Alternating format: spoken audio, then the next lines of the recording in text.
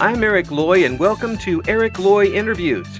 On this podcast, we talk with folks from the VTuber community on their channels, their talents, their stories, where they come from, and their plans for the future. We are joined by certified Yandere and Battie Lugosi. Hello. Hello. I'm excited to be here. I'm excited too. A little scared, but that's okay. Yes, definitely. I've never done a podcast before. This is my first time, so Yeah. I'm a little nervous. Got the jitters, but it's good. It's a good thing. Well, I appreciate you coming on. I really do. Please, if you could, go ahead and introduce yourself to everybody. Oh, sure. Okay, my name is Battie Lugosi, but my username is Certified Yandere on Twitch, most of my socials. I am just a small bootuber. I'm a goth vampire VTuber, so, if you ever want to stop by my streams and just give me like a little bit of daily blood, I would appreciate it. Yes, is there a certain blood type that's your type? It's funny that you say that. I had this conversation like last week, and my favorite is definitely O positive, which is a strange thing. But people used to think that, isn't O positive the rarest blood type? And I always have to tell them no. No, it's actually not. No, it's actually like AB negative, I believe, and I think O negative or AB negative, or AB positive negative. I forget the type, but it's definitely not O positive. Which is weird. I think O positive. Isn't that the one that you can donate to everybody, but has to only take O positive? Yeah, I think all the O's are universal. Yeah. But like, it depends. I can't remember which one is if it's the O positive or O negative. That's universal, but it's one of those. I think the rarest is the AB negative positive, whatever, because I think that one is universal. Like, it doesn't matter. Like, anybody can get that, which is why it's so rare. Yeah. Well, mine is a little more rare than that. It's just called cholesterol. I mean, same. I enjoy my carbs. I enjoy my carbs, my food. Yes. My doctor doesn't take blood out of me with a syringe. He uses a turkey baster. Works just. Sorry, go ahead. That's pretty awful. I love that sorts of humor. Yeah. I know that it can be kind of awful, but like as long as like it's in good faith. I don't like jokes that are like mean spirited, but like you making fun of yourself and you're happy with it. I think that's okay. Well, I pretty much at this point, at this age, I'm running pretty much on cholesterol, gluten, and scar tissue. So. I mean, you're talking to me. I'm hundreds of years old. Imagine my doctor visits. Yeah, absolutely. And imagine when they tried to take your blood pressure and heartbeat and nothing. I know, right? Yeah. Nothing's there, and they're like, "Well, that's not normal." And I was like, "You're right. Just move on." Very good. Very good. By the way, doctor, your neck looks really nice today. Exactly. Although personally, I was gonna say, I think a good representation that I like is the Countess from like American Horror Story. If you remember, like Horror Story Hotel. Oh yes. I really love how they collected blood because I think that a bite to the neck isn't always good. Yeah. I like that they just use like the fingers, and then it's way more blood and more effective. Sorry, I just wanted to point that out. I love that. That story hasn't come to mind in a long time. I did watch quite a bit of that. It's my favorite season. Reason my favorite season as well is not only like I love the Lady Gaga being in there. I mean, hello, iconic. Right. But also the soundtrack. Yep. Some goths must have been behind the scenes producing that stuff because. Literally every like song is a banger in the goth community. I was shocked. Yeah. I think there's, you can really tell the real goth folks from the pretenders by the music they're listening to. I mean, that's how you determine it. Like that's another big thing that's been going on lately in the goth community is people. I mean, this has been going on in the alternative scene forever. People taking it as a fashion, and they're not really taking it into like its core beliefs, which is very complicated because I don't like to talk about it too much, but it's impossible, I feel, to talk about anything alternative without like the politics behind it. It's very tricky. Yeah. It's always like a very like tricky road. But people that think that like these alternative scenes are not in their sense like political, you're just not listening to the lyrics correctly. You're just not a part of this. Like I don't know where you got the idea this is like a fashion thing. And it's just for fun. I just don't get it. You just don't understand the movement. And that's something that does upset me. Yeah. But like, I try not to gatekeep. I do try to educate. I try to be like, hey, this is what this is about. This is the roots of it. And this is why we don't support this and this and this. Right. I was a huge fan of a lot of Gothic music back in the 80s. So Back in its peak. Back in yeah, its peak. back in its first peak. I think there's still a lot of people who enjoy it, and I think there's a lot of bands that do a good job with it now. But Yes. there was a good portion there where a lot of it was leaning toward mainstreamish type stuff. And Yeah. while it was melodic and it was okay, it really wasn't, wasn't quite. Yeah, I think I get. I'm trying to think of a band that is kind of like that. It's in the top of my tongue. God, I think I know what it is. Like Personal Jesus. What is it? Depeche Mode. Depeche Mode? Yes, Yeah. and I think they were one of the ones that were kind of leaning more mainstream because they were getting more popular. I mean, people when they hear that they've listened to Depeche Mode, they're like, "That's not goth music." It's like, well, actually, you were listening to it. You just had no idea because it was so mainstream. Listen to some of their other stuff, like. Yeah, exactly. So exactly. Because I remember. Oh, sorry. Yeah, no, I just want to what your position is on The Cure. Oh my God, I love The Cure. And the fact that just recently, I think it was last year, they dropped a new album and they sound the exact same is wild. Yeah. It was I swear to God, they produced that album in the 80s and they just never released it. I swear. Yeah. They sound exactly the same, and it was so. I listened to it on stream. We actually listened to the whole album on stream one time, and it was so good. I got so many people that started listening to the album. And I'm so happy about that. That's cool. That is excellent. I always try to push The Cure as much as I possibly. They were one of my favorite groups. Yes. I was kind of more of a new wave kid back then, but The Cure was right up my alley, and I was listening to a lot of like the Bolshoi and a lot of other groups in that general vicinity. And then I got a hold of a disc that had just basically called it was called Gothic Music Volume 1. Back in the day when we used to do that stuff, like I'm not like that old where I was making like cassette tapes, but I did make mixtapes, like I burned CDs. Mm-hmm. And that was a common thing when you just get a Sharpie and you just write on it, like whatever. Oh. I have some discs back at my mom's house, like back in those binders, like the CD things that young kids will have no idea what I'm talking about. Oh, yeah. But it was like a binder. Yeah. And there's so many CDs in there where I just wrote like gibberish, like a scribble. And I guess I knew what that meant at the time, but now I'm like, what the hell is on this thing? I did not catalog correctly. I did not. I didn't think about it then because I thought at the time, like, oh, CDs are gonna be forever. I'll just know what this is. I was dumb. Yeah. I was so dumb. Well, I was a lot further back than that. So my car stereo, the radio part broke.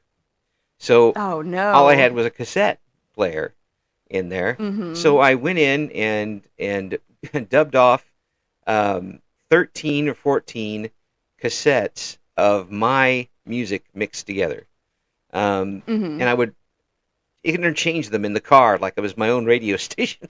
I honestly, that's better though, because sometimes in the radio station back, I really hated like how they played the same songs like 10 times over, and then the ridiculous like antics in between, like the sound effects, like those crazy sound effects. Yeah, I loved it. I did love it because it was fun to tune into the radio, and like there's also these fun segments and stuff. But there are times when it's just like I just want to listen to like this song right now. Can you just play it? Yeah. Well, then I tell you what's always got me, and I was in radio for a million years, is the national shows, satellite shows, especially in the morning, that is all people fake laughing at each other. Yes. Oh my gosh. I don't know how they were that enthusiastic in the morning, by the way. I haven't even had my coffee, and they're over there like screaming. Yeah, and it's like everything is like a 5-minute laugh session, and like, oh God, what's it felt like talk show host, didn't it? Yeah, almost like a Saturday night kind of like TV show almost, but in the morning. Yeah. And of people that aren't that good to start with. I mean, yeah, and sometimes the music choices that they picked, I wasn't always like on board, but it was kind of fun because back in the day, you could call in and make requests, like that was very common. You could call on your phone and be like, hey, request this song, and then they could do it. I mean, the odds are low if everybody's requesting, but you could do it. Yeah, they always had. I can pull the curtain back on that and tell you there's always for a lot of these music stations there was 1 or 2 spots in each hour that they could play a request made up Oh, together. So they okay. could put that in. But nowadays, most of the DJs you hear on a music station are not at the station. What? Really? Yeah, they're the bits in the middle of the songs and what is recorded is probably being done by somebody 100 miles away in their house and was done hours ago. So that's why there's no more requests because they can't. Yeah. That's crazy. Why? When did that change? I mean, I guess I never realized. I'm not that into like the radio, so maybe I guess I never realized. But Well, dang. a few years back, when the technology caught up with it, and you can email the show. Oh yeah. And Oh yeah. That's right. yeah, It's clicking. yeah. Well, when I started, we didn't have digital anything. We had it was all Mm-hmm. it was it was reel to reel tapes and cassettes and oh, what a pain. I Um, preferred that. I preferred them personally. yeah. I really did. Even though I grew up in an age mostly where just when CDs were coming into play, Mhm. like right at that moment, Yeah. basically. Yeah. My mother was a big fan of like vinyl records. I love vinyl records. Mhm. I still do. Yeah. And cassettes. So we still had like a couple around the house, and I would always just use the cassette tapes over the CDs because I really hated. I just hate those players because Mhm. they always say, oh, it's not gonna skip, but it's gonna skip Oh, it will every skip. time. Yeah. Sometimes it'll skip while you're playing it on the air, which is even more fun. Exactly. So like I don't know. Maybe it's old fashioned, but I preferred vinyls and cassettes over CDs and like Yeah. kind of the modern digital wave. It's different and I like it. Well, when it first came out, all of the stuff that was being put out on CD, all these classic albums, people didn't like it because it Yeah. was taken off of the analog masters. So you were hearing Oh. every pop and click and edit. That That explains so much. Yeah. So That if probably explains why I didn't like it. yeah, if you find an old CD in those first couple of years, you'll see something on the inside is like AAD or ADD. So Yes, the I first have. was it that's the master. Is it analog or digital? That's the A or the D. Mm-hmm. And then at the end is D because it was transferred to digital. And it made a big difference. Even the Beatles, a lot of the Beatles stuff, people were like, "This is terrible." Well, I mean, they edited everything so much, and then people started getting back a little bit now into the album because it just sounds different. It's got a bigger bass and it masks the things it's supposed to mask when it comes. That's probably why I prefer vinyl now. Mm-hmm. Maybe that explains so much. I mean, there's like everything's digital, and it does sound better. Like when I think back, Mm-hmm. God, when I think back into songs, it's happened before where I'll listen to an old song that I listened to years ago, and then I listen to it now, and it's like, this sounds way better than what I remember it Yeah. sounding because I remember all the grain. I remember it being like messy, muddy, and Um, and I still loved it. And then now I'm like, it sounds way cleaner than I remember it. Oh, It yeah. sounds way different. Yeah, I tell you, I went and bought everything I could find by Sisters of Mercy. Oh, my favorite band. Yeah. That is. Oh, I want their vinyl so bad. I haven't been able to find a cheap one. Yeah. They're very expensive. But if anyone is listening to this and wants to get into vinyl, just save up. Yeah, yeah, 'Cause it will cost you. it's not cheap. I mean, I still have the vinyl somewhere. I didn't let my wife throw them out. Oh my God, that is rare. But Yeah. but I Gosh, also I'm lived in a jealous. college town with a used record store, and Oh, would take my yeah. paycheck and sit on the floor of that store with a box and go through every single record trying to find. Mm-hmm. That's why I ended up getting Yeah, all and of them.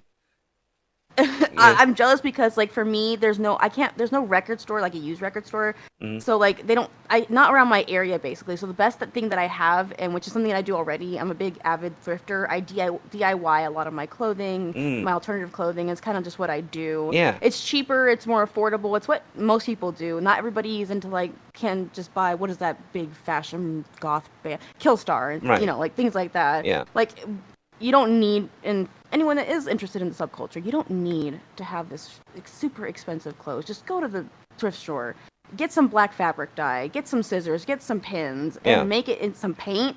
make it yourself. It's so much better and it's so much more memorable. But at the thrift store, they also have records. Mm-hmm. Not good ones, but because I look, you have to really deep dive. Half the time, all I can find is like jazz and like Christmas. Oh my God, there's only Christmas vinyls in there. I swear, nobody wants their Christmas vinyls anymore. Oh yeah, and not only that, but they're Christmas vinyls by people that no one really wanted to hear do a Christmas music in the first place. Literally, I would go through and I'm like, who are these people? It's a Burl Ives Christmas. No, I don't want to hear that.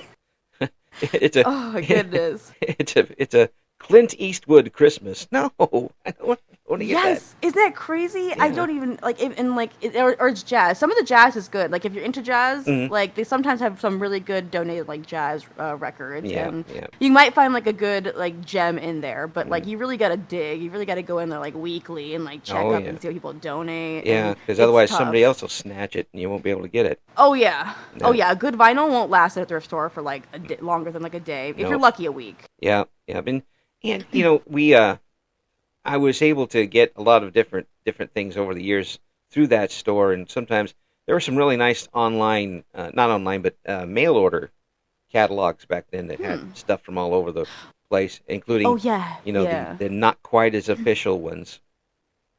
Yeah, I remember those mail orders. They're not around anymore, but I remember them. I was just too young at the time to like use them. Not me. My mother would not let me do that.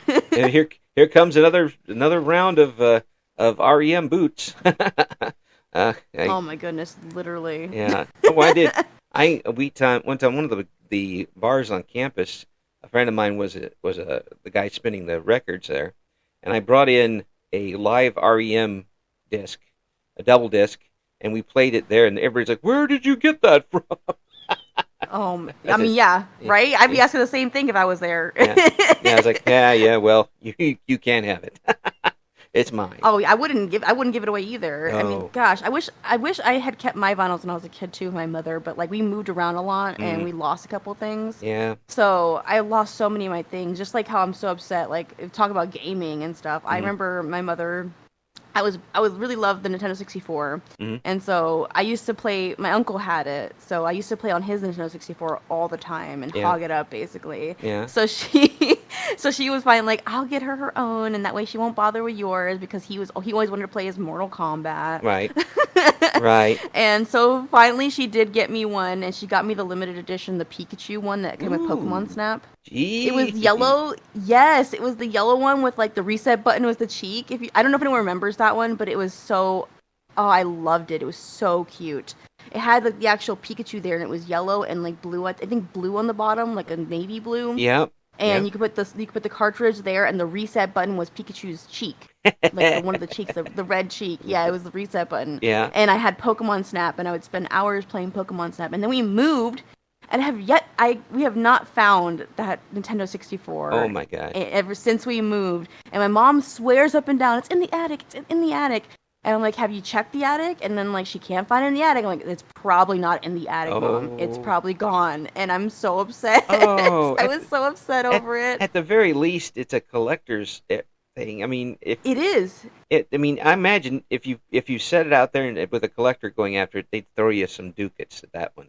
That was. Oh, I know. Oof. I know they would. I looked it up online, and like I saw the people. It was a collector's item. My mother didn't know at the time because she wasn't like savvy in like Pokemon or like gaming. She just thought like, oh, this is cute. My daughter will like this, and she got it. You know, she didn't think anything about it. Yeah. Now you do anything to get it back. Just have it. Literally, I would mostly because I still lug around that Pokemon Snap card, my original Pokemon Snap cartridge, and I can't really use it because I don't really have a Nintendo 64. And I told myself I could get a new one and open up my game and see where I left off as a kid. You know. And like go from there, but I really want my Pikachu one because that's where like the memory is from. Like holding out for a hero. I know it sounds silly. Yeah. No, it doesn't. It doesn't at all. It doesn't. It just means it's just something that you have such an attachment to that it wouldn't feel quite right if you did it on something else. Yeah, exactly, like, and that's the tricky part. It's not as I can't fun. I can't afford the actual one if I wanted to buy it myself. Those things are expensive. Yeah, they are. Yeah, and even then, if you did, don't know whether they would work correctly at this point after these years. Oh yeah, I didn't even think about that. If it worked, I'd probably take it to get repaired, most likely. I mean, Yeah. God, and who knows how that much cost. Yeah. Oh my gosh. So you've been gaming and stuff for a while. But when did you get involved in wanting to stream? In streaming, like in general, or like in like general, VTubing and then into specifically? VTubing. Okay. So I think, God, it was a while back. I want to say I've actually been streaming on Twitch. It was on and off. Yeah. I think I started around like 2014, back when Twitch was a totally different being. And I actually did start as an IRL streamer. At the time, I was with an ex at the time, and like I was a stay-at-home girlfriend, so I had nothing to do with time. Yeah. So I loved gaming, and then I thought, okay, I see that Twitch is popping off, and like I could game, and I can make a community, and I can make some friends, and it's a lot of fun. Yeah. Because I've always been told that I'm very like silly. And I'm very like funny and crazy, and they say like, well, people would love watching you game because you talk a lot. And growing up, that was something that I got bullied for. You talk a lot. Shut up. So I just like never talked. Oh. And then I found a place where talking was not only wanted, but like people loved it. Yeah. And it made me feel happier that, oh my God, I can yap and people don't tell me to shut up. They actually want to hear me talk about the stupid shit I want to talk about. Yeah. Well, yeah. I mean, it's not it. I don't know you other than what we talk here, but for crying out loud, it sounds like that there are some people who talk and talk and talk, and you don't want to hear them. To me, I know, right? Yeah, to me, it's very engaging and you're very easy to talk with. So I don't understand what they're talking about. I think it's because, like, well, I didn't know at the time, obviously. I just recently was diagnosed, but I finally found out that I am autistic. And I wonder if that played a part in it. Like, people just didn't like me because I had hyperfixations. Like, I was really into anime back then. And by the way, everybody, anime was not cool when I was a kid, okay? That was what you got bullied for. It was not not as cool as it is now. You were anime when anime wasn't cool, damn it. I know. I get to say that because I got bullied and I need something as compensation for the bullying. That's okay? right. If I don't get something out of it, then it was for nothing. That's right. So I get bragging rights because I did my time. Just like jail, I did my time. I get to brag a little bit. There you go. There you go. So, back then I was into anime when it wasn't popular and it was something that people got bullied for. Like, you nerd, you like anime, you weirdo, you creep, things like that. Yeah. So, and I openly liked it and I didn't care that people didn't like it. I didn't force it on people, but they didn't like that I was happy, I guess, with myself. And I didn't see it at the time being so young. I just thought, oh, people hate me. But looking back, I'm like, I don't think they projected, I don't think they liked that they were unhappy, but I was happy.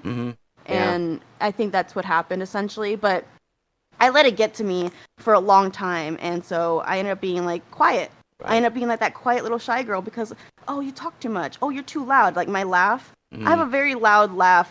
People on my stream like to tell me that I have a Harley Quinn laugh or, like, a witch laugh. Yeah. They say, like, I have, like, a very witch or, like, Harley Quinn laugh. And I'm always like, is that a good thing? Because I feel bad about it now. No. I mean, well, I think you hit it right on the head, didn't you, with it? I mean, when you get a chance to get a little farther away from what you experienced back then when you were younger, you get to kind of analyze the situations around you a little better, and you realize that, that time is tough for a lot of people. It was for me. Yeah. Same. And people, and when you look back at that, well, I imagine they were just, not happy with themselves either. and projecting, but and I imagine the fact that you didn't change made it even worse because they didn't feel they had an effect on you. Exactly. I think that they thought that bullying me was going to make me... I mean, it did make me stop being loud and laughing. To be fair, they did work on that because I didn't want to be disruptive. I wanted to be respectful. Like, if people were saying that I was loud, I'm not going to be like, it's a classroom or it's school. I'm not going to be like mean. I'm not going to be disruptive to be disruptive. That's just rude. Yeah. Yeah. And so I tried not to be that person. Yeah. That's kind of a... unfortunately, when people think about... folks into things like gothic music and goth culture and that sort of thing, they automatically tend to think of being antisocial and anti everything and just not wanting to be, involved with people and mingle with people. That's not necessarily true at all. It's Oh, not at all. no, it's a really ridiculous thing, and the portrayal of it in media doesn't I help anything mean, else. back then they were thinking that we were all devil worshippers, so like, That's I true. mean, what are we surprised? That's and well, to be some of the folks really did buy into that. The folks who went out and tried to drink blood all the time. There were a few of those folks. They didn't get very Yeah. far with it because they realized how horrible it tasted. I mean, subjective, but yes. Yeah. Well, I mean, But some of them, yeah. But it was. something that I like to Go ahead. Go I ahead. was gonna say something I like to joke about, just making a comment on the that people think that we're antisocial when we're in the Gothic community. Like I am the most like laughy, giddy, smiley person you've probably ever met, but I dress nothing like it. And something I joke about is that I call myself a happy goth. You're never gonna see me frowning. I'm Yeah. always smiling. Yeah, absolutely. Yeah. And we talk about, mention The Cure a little bit. So many of their songs are actually upbeat. Yeah. And even the earlier ones that were maybe not Charlotte sometimes, but or a Yes. forest, but the other ones are pretty much up, and their hit songs were extremely upbeat. I mean, they're so silly too. I think that I can't remember the name of the song, but it's like the cats. They're like talking about the silly dancing The cats. Love I Cats. can't remember the name.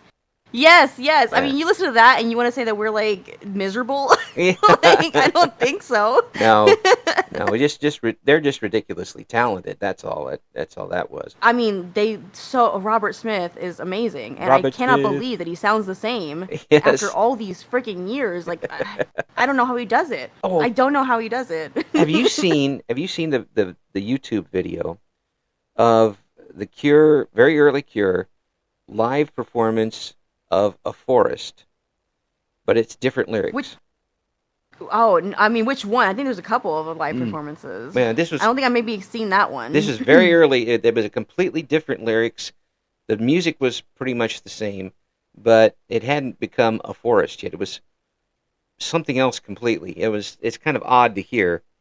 Huh. But you can tell he wasn't really quite happy with it yet, so they tweaked it a couple more times after that. But it's I went and bought everything I could find by The Cure back then.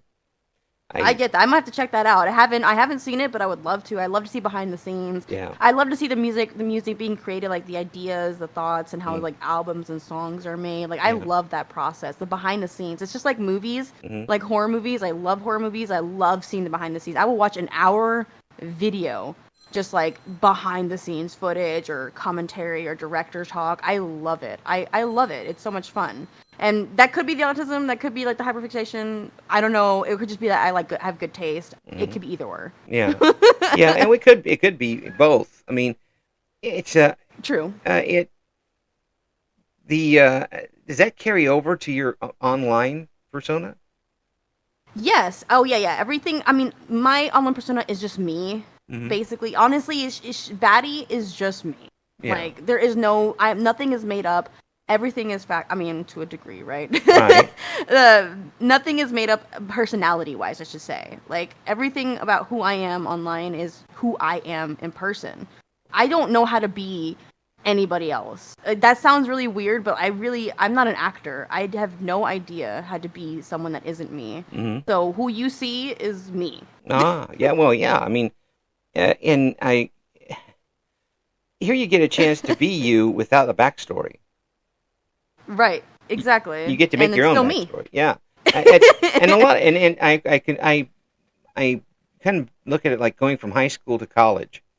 You're still the same person, but no one knows that you reached over for a pencil in third grade and tore your pants up. Literally. That's how it is. And that's Yeah. what I love about the VTubing sphere too, is that it's also good for people like me that I have a chronic illness. I have very severe chronic arthritis, and there are days that I struggle with like just walking and getting out of bed and like doing things. So like I don't always have like the energy to get up, put on makeup or do my hair or like look good for a camera, And so that's one of the reasons like going back to it that I had on and off with streaming. that it was so hard for me that I had years stints where I just like stopped. I would come in for like a year, then I'd stop. Yeah. Come back for like a year, then I'd stop. And I just kept, the problem was I kept pushing myself. I kept telling myself that, oh, this is what this joint pain that I have. It's just me being a baby, and like I need to just work through it. And then that's what always ended up making things worse. Oh yeah. Which, by the way, people, please don't do that. Do not do it. It's not worth it. No, get something for it. There's arthritis, unfortunately, isn't, and it depends on the type of arthritis you're talking about. Because I have I can never say it. Is it rheumatoid? Yes. Yeah, 'cause that's the one I don't have. Yes, it's not fun. Yeah, I have the psoriatic, and the other type. I was out for a couple of months, not able to walk without a walker, which of course I named my walker Texas Ranger, because what else would you name it? I love that. Come on, Texas Ranger, let's go. But it's there are things that can help you with it. Don't just let it go, because if you don't do anything about it, it just gets worse. Yeah, exactly. Like, don't do what I did, because now I am worse. I have made things worse for myself because I ignored it instead of like trying to do anything about it. And that's why I speak about it too, like just like as an advocacy. Don't be dumb like me. Don't do a baddie. Well, go out there and like take care of yourself. Be kind to yourself and do self-care, because you're gonna regret it when you get older, even though that seems like it's so far away. Believe me, it's not. It's going to hit you like a brick. For some of us, it's not that far away.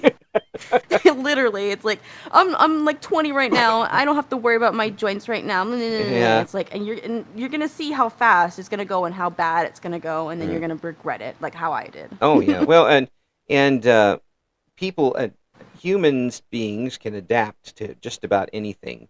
And when you don't even know it sometimes. So you're like, oh, it's just an ache and pain. It's just, and now I just won't do that anymore. And you don't do that anymore.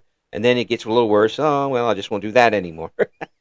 I'll work around it. Yeah, yeah, and sometimes you don't have a choice. Like, I didn't have a choice either. Like, in this, especially, I mean, not to get too, like, obviously political, but in this country, is it political to talk about the medical side of it? Not according to me, and I run the show, so go ahead.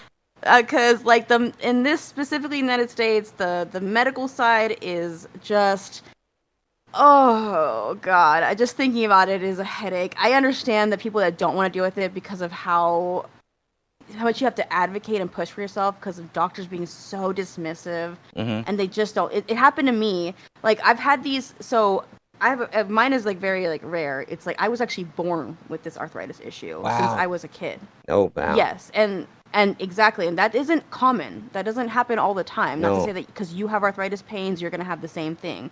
But my mother remembers that at a young age, at a toddler age, I'd just be crying. As a baby, I'd be crying, and then nothing would work. And, people think it's just like, oh, it's just a baby thing, but it would always happen at night for hours. Yep. And once I was able to talk and I was able to, like, explain the pain, it was always the knees. It started with the knees. Right. And I would always say, like, my knees hurt, my ankles, my knees. And they're like, so she take me to the doctor. And of course, the doctor would be like, that's just growing pains. You're a little girl, she's just growing pains, whatever. And then so we're like, okay, well, there's nothing we can do. We just got to wait it out. My mother, she didn't know any better. She was following the doctors. It's not her fault. Right, I don't blame my mother at all. And she was just believing the doctors that this is what it was, and there's nothing you can do, basically. So we left it alone instead of trying to, like, see a specialist and get it treated. But this is, once again, different age. This was years ago. Yeah. Things were way different than they are now. We didn't have, like, disability kind of, like, advocates or anything like that. Like, you were just screwed. Yeah, exactly. You were just screwed, you were, and in some cases, you get a good doctor. You hold on to that good doctor as much as you can. Yes. There are some doctors, unfortunately, that have built themselves up to the point where they don't even have the time to really talk to a patient that comes in. They stand at the door, say, "Okay, take this pill and walk away." We had that in literally for a while, but God. But it's you have to play the ball as it lies sometimes, and exactly, and you go from there. But this hasn't stopped you from. I say this all the time. People are not the product of their surroundings, and they are the triumph that emerges from those surroundings. And here, I'm getting a chance to talk to someone who has got a tremendous personality, is a lot of fun, and obviously you're having a lot of fun with being online too. Oh yes, I never let it bring me down, because if I do, then it wins, and the medical world has already beaten me. I'm not going to let this win too. Mm-hmm. Like, Yeah. I'm stubborn. Yeah. I'm way too stubborn to let anybody. I'm going to triumph over something, and it's going to be this then. Yeah. There's also a little thing about the folks who are considered goth, that they just kind of let things happen to them. Oh my, yeah. That's true. I guess now I think about it. Yeah. No, that's not true. Not Joe Average isn't going to be doing that. Exactly. But the fact is that you've kept going and you wanted to continue to do what you can. There's a lot of people online as VTubers that have similar, maybe not the exact same thing, but similar circumstances where, they don't have the ability to do a lot of things that they would like to do. Pain involved or sickness involved or something. And we get a chance to get the benefit of their talents that we wouldn't have that chance 20 years ago.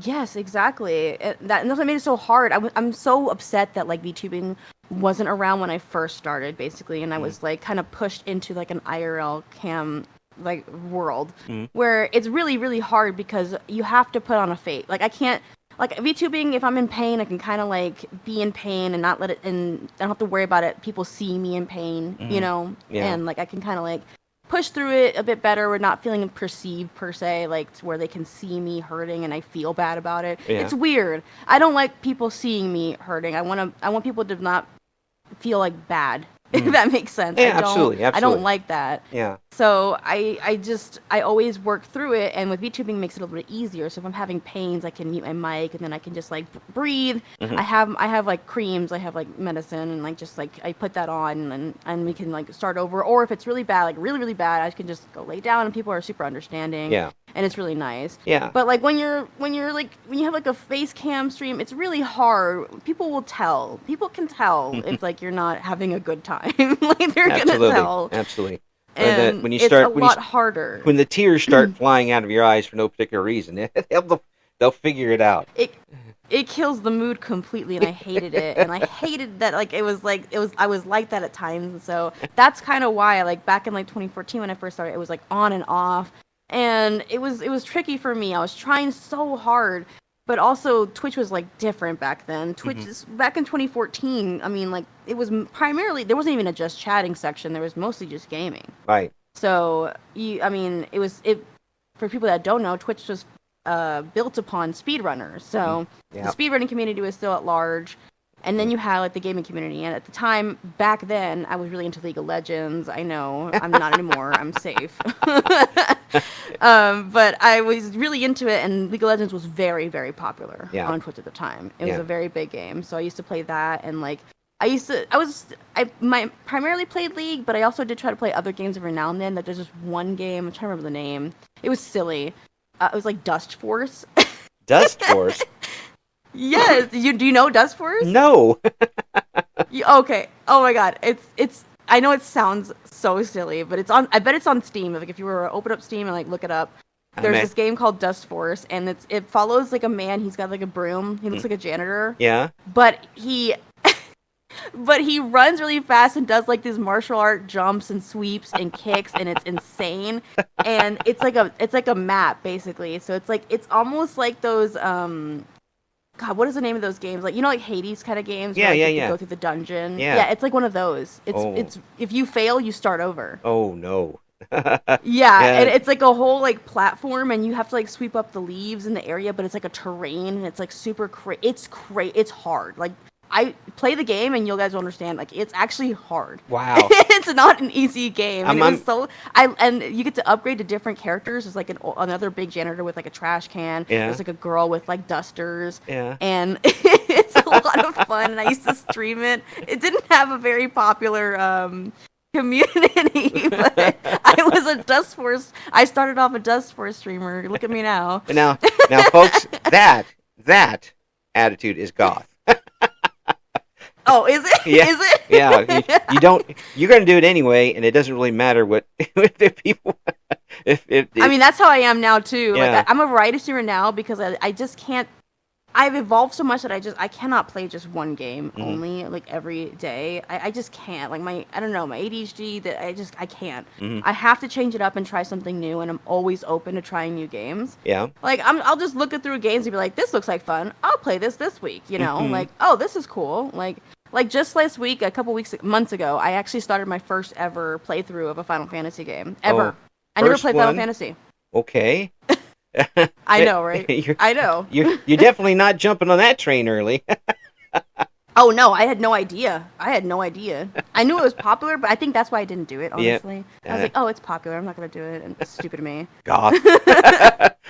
Goth. And I know, and so I didn't do. And so now look at me, like 10 years or something later, I play the game that was popular 10 years ago or something. It's okay now because it's retro. Oh my goodness. Retro is perfectly sorry, what was fine. that? It's retro now. It's perfectly fine. Oh, is that what they call it? Yes. Okay, yeah. I'm playing retro games now. Yeah, woo. Yeah. So what? But when you did get a chance to get into VTubing, was it an easy transition for you? I mean, did you get used to it pretty quickly?